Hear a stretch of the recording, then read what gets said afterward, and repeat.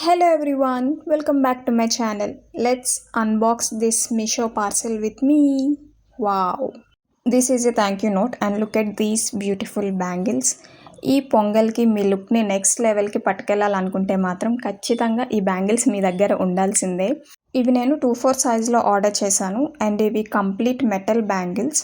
మీ శారీకి లేదా హాఫ్ శారీకి మ్యాచ్ అయ్యే బ్యాంగిల్స్ ఏవైనా ఉంటే వాటిని మెర్చ్ చేసి వీటితో వేసుకోవచ్చు.